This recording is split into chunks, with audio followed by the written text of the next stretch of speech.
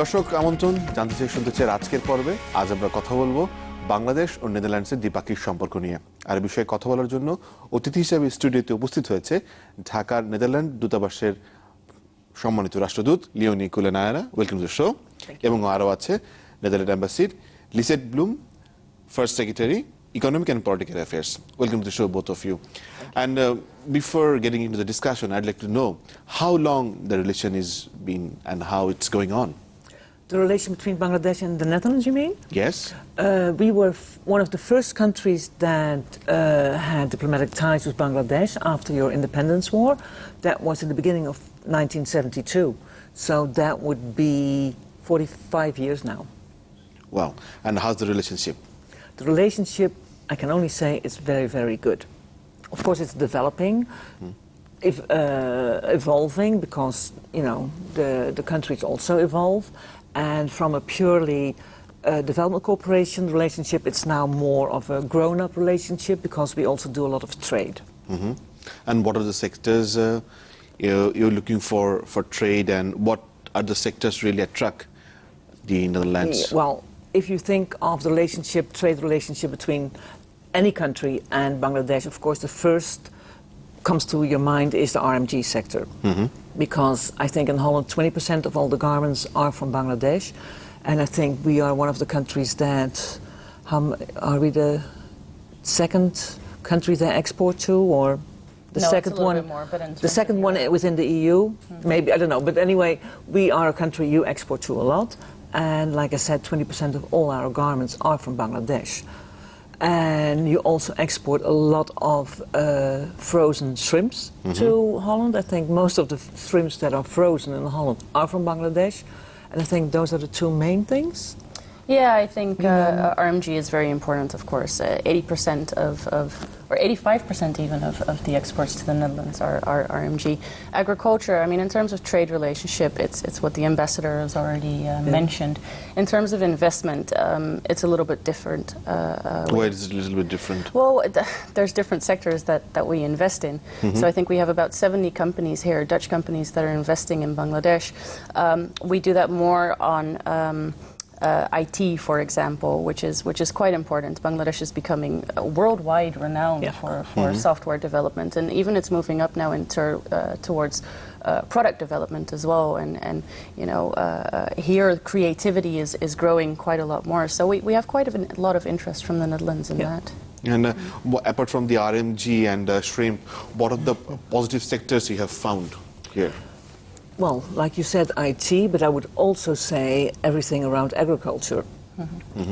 You are also exporting vegetables and fruits. I think you also started exporting mangoes to Holland, and at least 2 out of Bangladesh. So we are also working on that, and also in a relationship that is sort of going from development cooperation to more trade.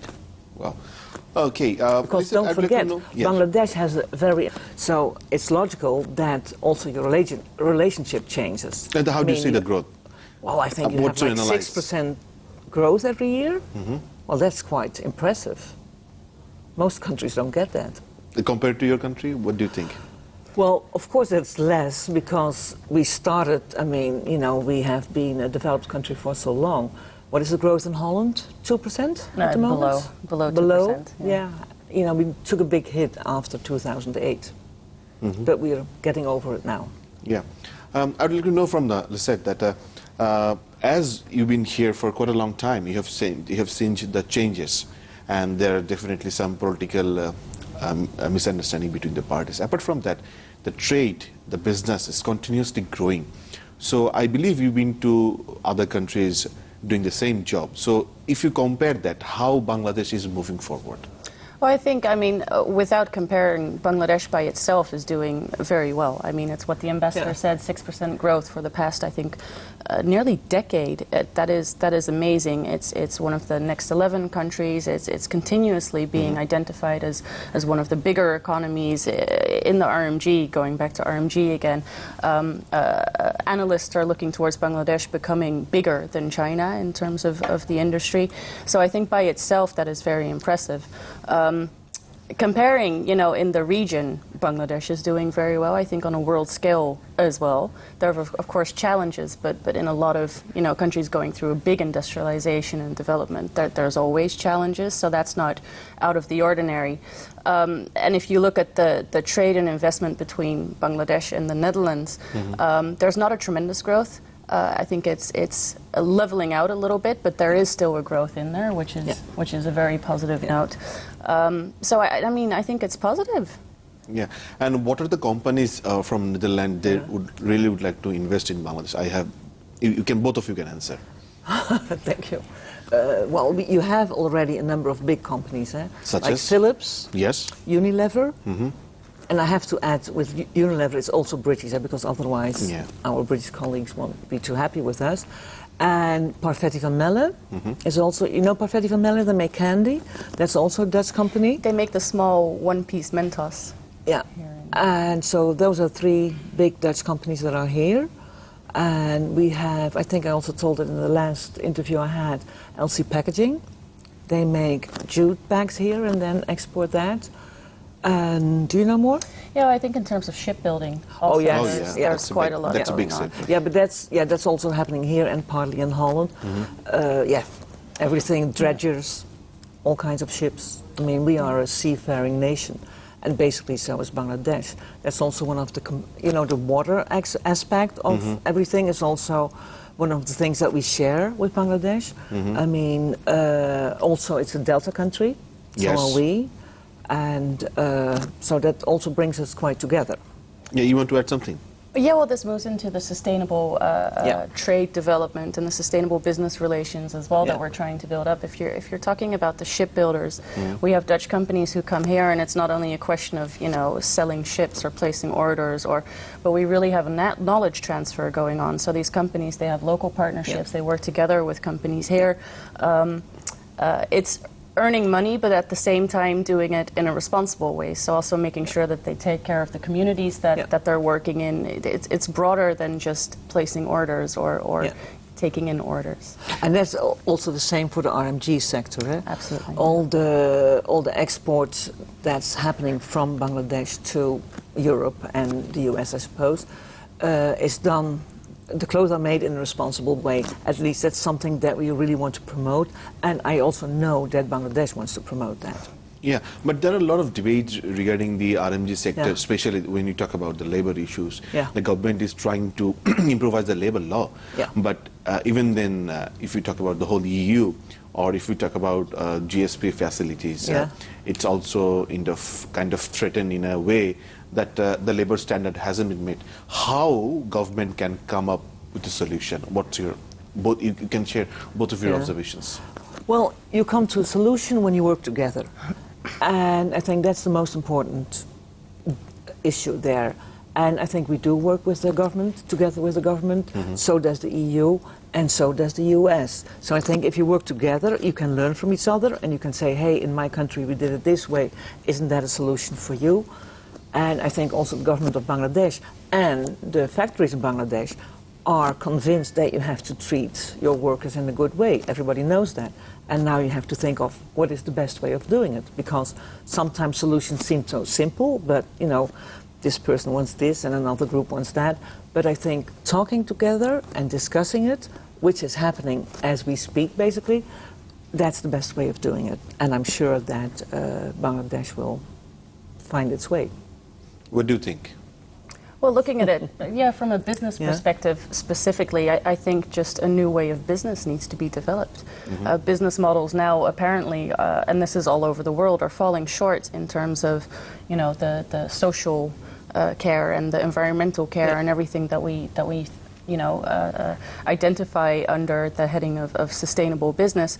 So there needs to be a new way of doing business, and that might need longer term investments, bigger investments, at this moment a lower return on profits, but looking at a wider, broader perspective instead of focusing mainly on short-term profits and if it fits into the model, I'll take care of social issues as well, but if not, then priority is money. I think that needs to be So we have to look for the long-term investment rather than the short-term. Yeah, and the long-term solutions. Yes. Like also you have factories here, RMG factories here in Bangladesh that do fantastically well on environmental issues. Because as you can imagine, the RMG, you know, with all its dyes and colors, has to take care of that. And I think you have like a number of factories here that belong to the best in the world. And those factories can show other factories that if you do it this way, in the long term, you will win because more people will buy your products, and then you have already made your investments. So people can also learn, factories can also learn from each other, and I think that's a good thing. Yeah, on that discussion we have to take our first break. দর্শক, আমরা আলোচনা করছিলাম বাংলাদেশ ও নেদারল্যান্ডের সম্পর্ক নিয়ে। আলোচনা এক পর্যায়ে আমরা তৈরি পোশাক শিল্পের বিকাশ নিয়ে আলোচনা করছি। আলোচনা চলতে থাকবে, সাথেই থাকুন, ফিরছি একটু পরে।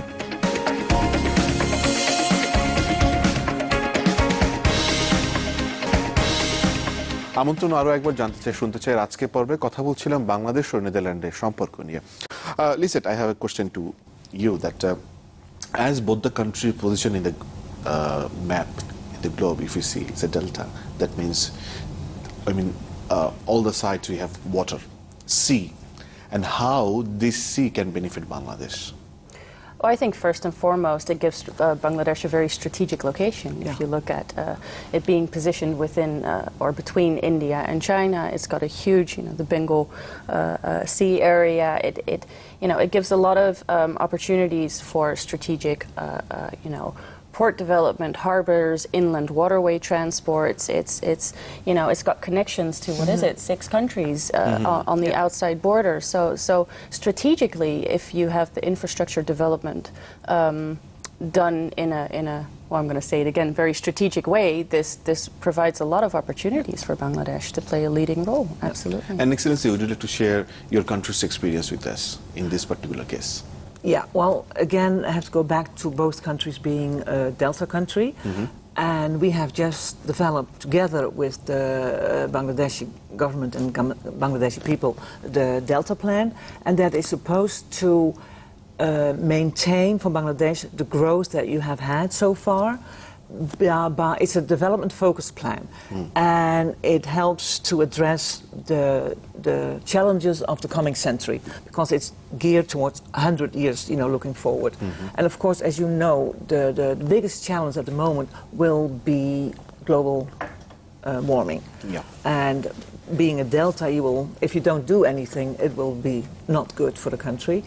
And funnily enough, Bangladesh is way more ambitious than Holland was in its day, because we also have a Delta Plan, because in 1953 I think we were partly underwater, at least the province where I come from, and we were only looking in those days at defending our plan was only looking at defending our country against the water, but this plan will really take on the challenge of global warming.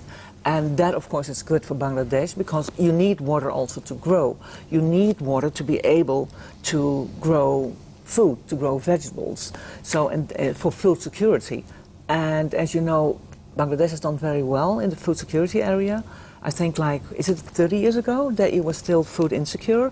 And now you grow enough in this country to feed everybody and even to export. So in itself, that is something that you have to keep on looking at, because it's very important for a country, of course, to feed its own people and to be able to export and make some money of that. But then, of course, you need to be sure of having addressed all the problems of global warming. Yeah, and when you look at how do you see the women empowerment, maybe by power, by politics, by... Yeah, well, politics is an easy one, of course, because the two, well, what shall I say, the two front runners of the two biggest parties are women, so... But still, do you think Bangladesh have gone enough, achieved enough that women economic empowerment has been done, or that we need to work on? Not one country has achieved enough to do right to women, okay? So women all over the world we just have to do even more than we do now. But of course, Bangladesh is on its way as well. Okay, what do you have powerful women here. Well, I think there's it's growing, probably not fast enough, but that's a whole different story. I mean, if you look at the MDGs, which we mentioned before, the Millennium Development Goals, Bangladesh has done fantastically, really is one of the front runners in the world. Now looking at the Sustainable Development Goals and how quickly that has been taken up into the new legislation, new implementation of projects. I mean, I really do think that there's a big hope that women empowerment, and especially economic empowerment, will grow quite steadily. Within the projects that we do within the embassy, we have different spearheads. We work on water management, we work on sexual reproductive health and rights, we work on food security. Women empowerment in one form or the other, be it social or economic or even political, it's always a recurring theme, and it's always something that cross-cutting we focus on. So from our perspective, it's really very important. And I think also you have enough role models. I just named or mentioned 2 leading women here. The Speaker of Parliament is female. She's also very good. And I think also in business you have many powerful women. I think you even had a very good role model on your show last week or so. Yeah. So I think you do pretty well. But like I said again, we can never be complacent in this field because there is always more to do. Okay. And do you think, is there any other challenges that may come to this particular growing sector of women, say, as they've been, they have to maintain house, they have to maintain office, they have to do all the things, and men always expect a lot from the woman, right? Maybe we should start expecting more from men. Okay. Like maybe men should also do a little bit more in the house, because you mentioned the house. Maybe men should also do a little bit more with children. I think it's about dividing tasks. And how we can bring change in the society? I mean, how? In a way, I think every society is different, so I don't think there is one size fits all prescription. I think every society has to see how you do that. But I think by giving, the first thing you have to do is, or one has to do, is giving possibilities to women. Can women go to school? Can women study? And you can do all that, and it takes a long time. And I think if you talk about women's empowerment, one thing you cannot forget is to look at males. Are males following us? Because we can say, oh, we want to do everything, but if males don't follow in helping a little bit in, or not a little bit, but taking their share of responsibility in, for instance, a household, I think we're not there yet. Okay. Let's talk about the development aids given by the Dutch embassy to the Bangladesh. What are the sectors you are working on?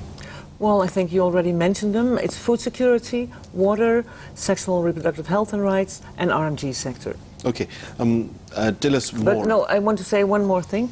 You say development aid, but like I have explained a little bit before, is our relationship is changing. I mean, Bangladesh is not this poor country anymore that, you can only sustain by giving aid. Bangladesh is a grown-up country and with a very substantial growth record. So the relationship is changing a little bit more in sharing more knowledge. That's a big thing that we do, like also in the water industry or in the water sector. And so I really want to make that point, because it's not good at looking at both our countries having a relationship with this, one is handing over aid to another. That's not the case anymore. We also benefit from Bangladesh. So it's more a grown-up relationship. It's vice versa.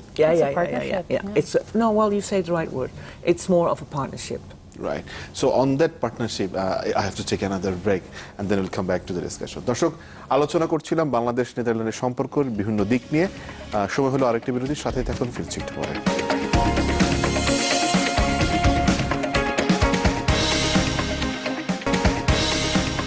দর্শক, আমন্ত্রণ আরও একবার।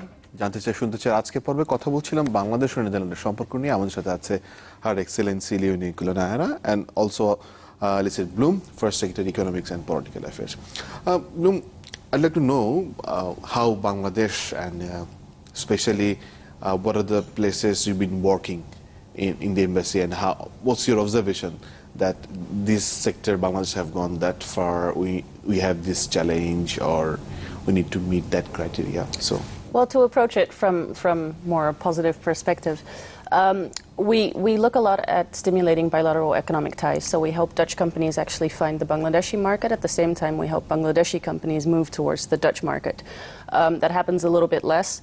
But the Ministry of Foreign Affairs of the Netherlands, we have quite a few instruments available in which we can do this. These are tools. This is financing. So different programs where we share knowledge as well.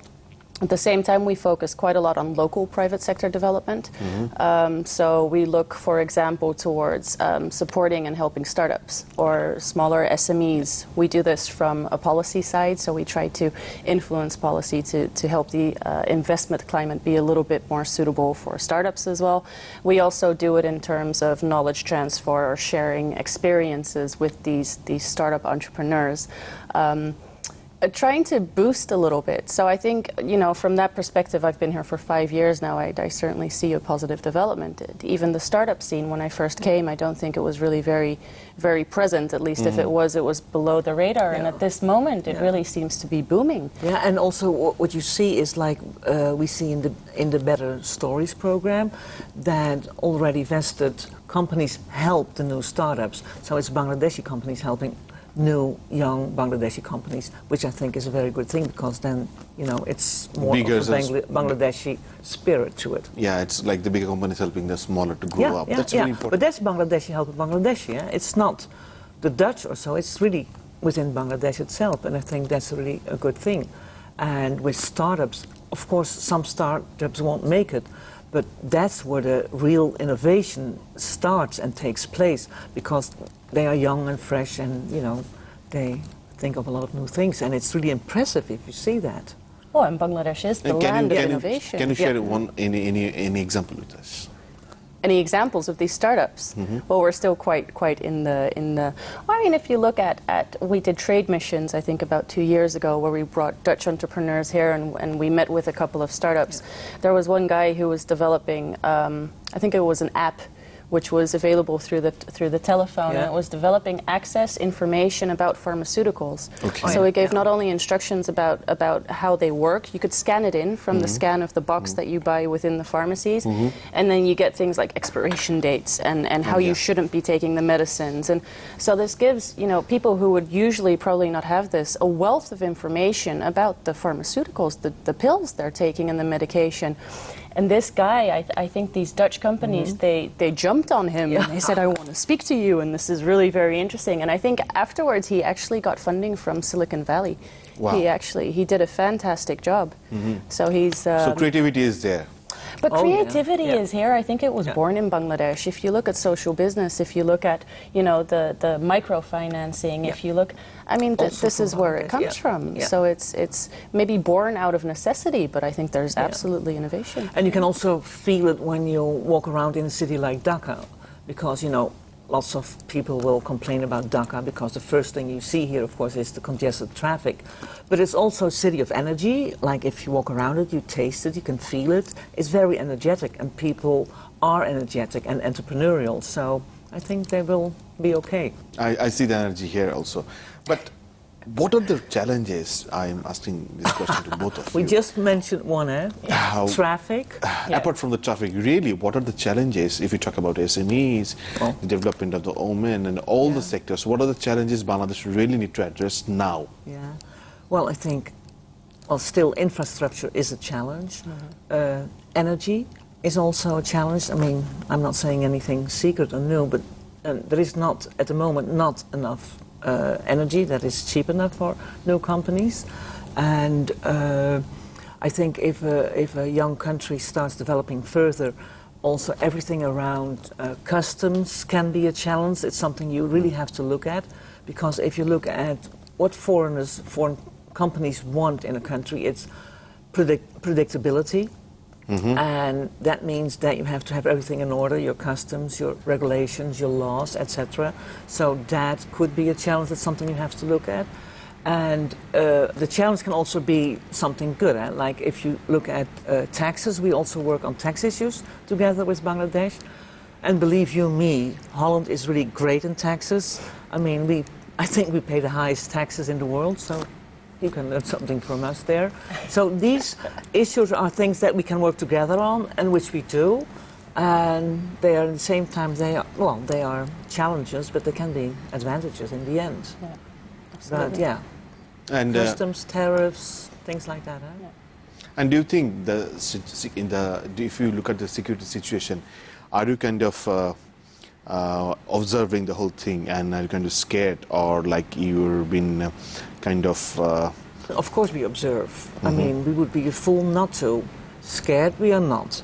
But of course you have to observe how it develops. I think the same goes for you. We're not any different from you guys. So everybody's looking at it and seeing how it evolves. And I'm sure you're alluding to terrorism. That's a problem the whole world faces. So do you think if we come out of this terrorism issue, Bangladesh can be the next Asian tiger?